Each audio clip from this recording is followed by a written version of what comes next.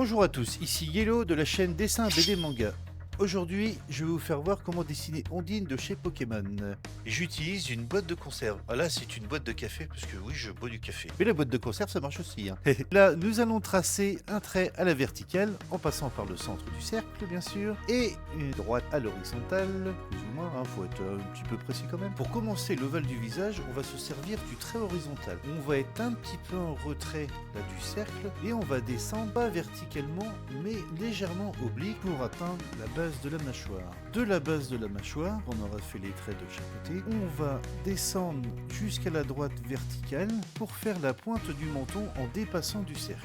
On va tracer maintenant une droite à l'horizontale entre le milieu du cercle et le bas du menton, qui va nous faire la base des yeux. D'ici, on va faire la pointe du nez en dessous et on va commencer à tracer la bouche en se servant du cercle pour le dessous de la bouche. Voilà, avec un joli petit sourire d'Ondine. C'est parfait.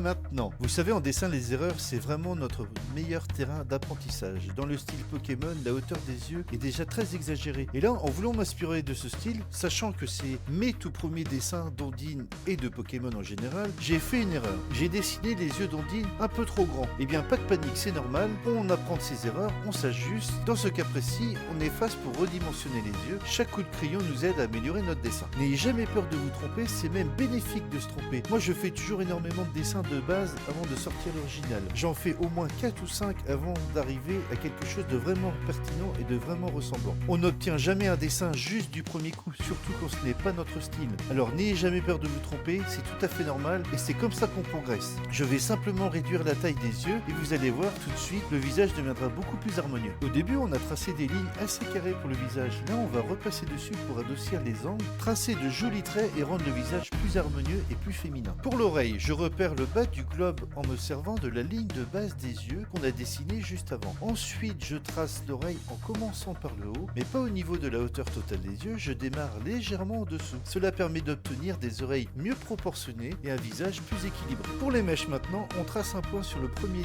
tiers de la hauteur restante, aligné avec le centre de l'œil droit, et un deuxième point à l'aplomb du bord intérieur de l'œil gauche, côté nez. De ces points, on dessine la mèche du milieu en descendant en arrondi vers le trait central, puis on s'arrête légèrement sous la ligne des yeux avec quelques mèches pour le mouvement. Pour la mèche de droite, on prend le même repère au premier tiers, on descend vers l'oreille en courbe, puis on remonte en dessous du tiers pour garder une forme harmonieuse. De même pour la mèche à gauche, mais l'arrondi inversé. On va tracer la mèche spécifique d'Ondine, celle qui la caractérise vraiment. On va commencer par placer l'élastique qui retient ses cheveux. Pour ça, on se sert du cercle de départ et on trace un léger arrondi vers l'intérieur centré sur la ligne premier tiers. À partir de la base de l'élastique, on va tracer la grande mèche d'Ondine. Sa longueur correspond à peu près au rayon du cercle, c'est-à-dire la distance entre le centre et le bord. Toutes les mèches que je dessine se dirigent vers un point central. Ici, j'ai choisi le haut du centre de l'œil droit. Que ce soit les courbes principales ou les petites mèches, tout converge vers ce repère et c'est ce qui donne la cohérence à la coiffure. Pour le retour de mèche, je me sers des coins de l'élastique comme repère. Quelle que soit la forme ou la longueur des mèches, je les fais toujours revenir à ce point central, ce qui renforce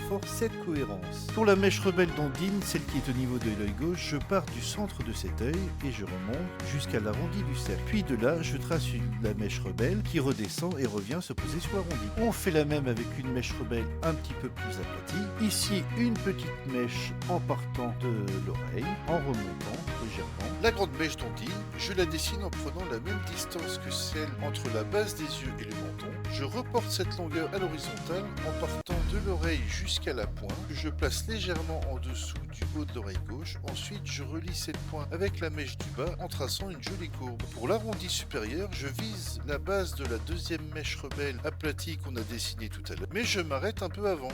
À cet endroit, je fais passer une deuxième mèche rebelle aplatie par-dessus, qui revient ensuite rejoindre le point où on vient juste de s'arrêter. Et pour le cou d'Ondine, il faut garder en tête que c'est une jeune fille, donc son cou est fin et élancé. On prend comme repère le milieu de ses yeux, on redescend tout droit, puis on termine par un léger arrondi en bas vers l'extérieur.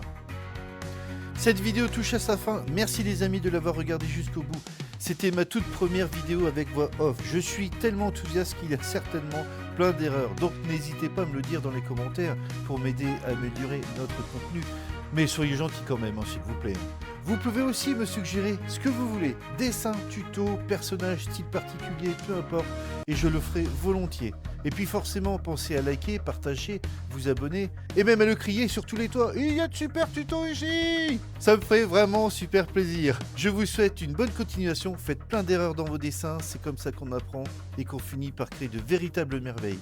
Le dessin, c'est universel. On a commencé à communiquer en dessinant bien avant de savoir parler. Les hommes préhistoriques s'exprimaient déjà par le dessin. Et on le dit pas assez souvent, les Égyptiens eux-mêmes ont créé une forme d'écriture à base de dessin.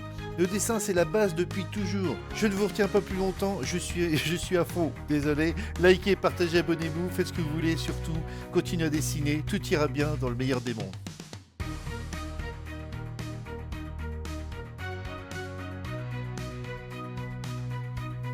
Hé, c'est là qu'il faut cliquer. Clique sur le bouton, là, et demande tes fils, là, dépêche-toi. Eh papy, qu'est-ce que tu fais?